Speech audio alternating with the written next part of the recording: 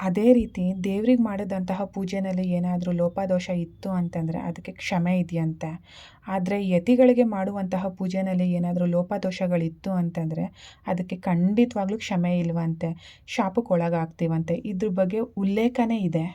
ಅದಕ್ಕೆ ಇಷ್ಟು ದಿನ ಗೊತ್ತಿಲ್ಲದೇ ಮಾಡಿದಂತಹ ತಪ್ಪಿಗೆ ರಾಯರಲ್ಲಿ ಕ್ಷಮೆ ಕೇಳ್ತಾ ಮುಂದೆ ಈ ರೀತಿ ತಪ್ಪಾಗದಂತೆ ನಡ್ಕೊಳ್ಳೋಣ. ಏನು ರಾಯರಿಗೆ ಒಂದು ತುಪ್ಪದ ಬತ್ತಿನಲ್ಲಿ ಆರತಿ ಮಾಡೋದ್ರಿಂದ ನಾವು ಕಳ್ಕೊಳ್ಳೋ ಅಂಥದ್ದು ಏನಿಲ್ಲ. ರಾಯರಿಗೆ ನೀವು ₹1 ಸಲ್ಲಿಸಿದ್ರಿ ಅಂತಂದರೆ ರಾಯರು ನಿಮಗೆ ಪುನಃ ಹಿಂತಿರುಗಿ ₹100 ಅಷ್ಟು ಕೊಟ್ಟಿರ್ತಾರೆ. ಇದಕ್ಕೆ ಸಾಕ್ಷಿ ನಾನೇ ಅಂತ ಹೇಳ್ಕೊಳ್ತೀನಿ. ನಿಮಗೆ ತುಪ್ಪದ ದೀಪನೇ ಹಚ್ಚಿ ತುಪ್ಪದ ಆರತಿನೇ ಮಾಡಿ ಅಂತ ಹೇಳೋಕ್ಕೋಗಲ್ಲ ನಾನು ರಾಯರಿಗೆ. ನಿಮ್ಮ ಕೈಲಿ ಸಾಧ್ಯ ಆಯಿತು ಅಂತಂದರೆ ತುಪ್ಪದಲ್ಲಿ ದೀಪ ಹಚ್ಚಿ ತುಪ್ಪದಲ್ಲಿ ಆರತಿ ಮಾಡಿ.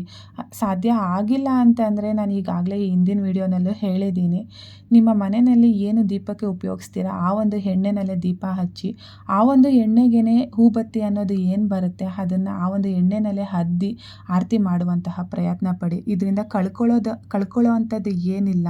ನೀವೊಂದು ಆರತಿ ಮಾಡಿದ್ರಿ ಅಂತಂದರೆ ಅದು ನಿಮ್ಮ ಮನೆ ಬೆಳಕಾಗುತ್ತೆ ವಿನಃ ಅದು ನನ್ನ ಮನೆ ಬೆಳಕಾಗೋದಿಲ್ಲ. ನಿಮ್ಮ ಕೈಲಿ ಸಾಧ್ಯ ಆಯಿತು ಅಂತಂದರೆ ಅನುಸರಿಸಿ, ಸಾಧ್ಯ ಆಗಿಲ್ಲ ಅಂತಂದರೆ ಬಿಟ್ಬಿಡಿ. ಇಲ್ಲಿ ಯಾರಿಗೂ ನಾನು ಬಲವಂತವಾಗಿ ನಾನು ಹೇಳ್ತಾ ಇಲ್ಲ ನೀವು ಇದನ್ನು ಮಾಡಲೇಬೇಕು ಅಂತಂದ್ಬಿಟ್ಟು. ನಿಮ್ಮ ಆಚರಣೆ, ನಿಮ್ಮ ಅನುಸರಣೆ, ನಿಮ್ಮ ಪದ್ಧತಿ ಏನಿದೆಯೋ ಅದ್ರ ಮೂಲಕ ಮಾಡ್ಕೊಂಡು ಹೋಗಿ ಅಂತ ನಾನು ಕೇಳ್ಕೊಳ್ತೀನಿ. ಯಾರಿಗೂ ನಾನು ಬಲವಂತವಾಗಿ ಹೇಳ್ತಿಲ್ಲ.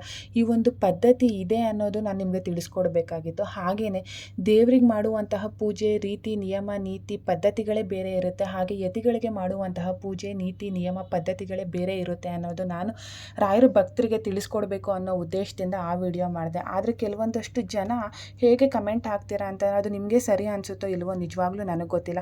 ಆ ಒಂದು ತುಪ್ಪದ ಆರತಿ ಮಾಡಿ ತುಪ್ಪದ ದೀಪ ಬೆಳಗಿದ್ರಿ ಅಂತಂದರೆ ಆ ಒಂದು ದೀಪ ನಿಮ್ಮ ಮನೆ ಬೆಳಕಾಗಿರುತ್ತೆ, ನಿಮ್ಮ ಒಂದು ಶ್ರೇಯಸ್ಸಿಗೆ ಕಾರಣ ಆಗಿರುತ್ತೆ ವಿನಃ ಅದು ನನ್ನ ಒಂದು ಶ್ರೇಯಸ್ಸಿಗೆ ಕಾರಣ ಆಗಿರಲ್ಲ, ಅದು ನನ್ನ ಮನೆ ಬೆಳಕಾಗಿರಲ್ಲ. ನಾನು ಏನು ನನ್ನ ಮನೇಲಿ ಬೆಳಗ್ತೀನೋ ಆ ದೀಪ ನನ್ನ ಮನೆ ಬೆಳಕಾಗಿರುತ್ತೆ, ನನ್ನ ಒಂದು ಶ್ರೇಯಸ್ಸಿಗೆ ಕಾರಣ ಆಗಿರುತ್ತೆ. ನಿಮ್ಮನ್ನು ಮಾಡಿ ಅಂತ ನಾನು ಹೇಳಲಿಲ್ಲ, ಬಟ್ ಈ ಥರ ಪದ್ಧತಿ ಇದೆ ಅಂತ ತಿಳಿಸ್ಕೊಟ್ಟಿದ್ದೀನಿ.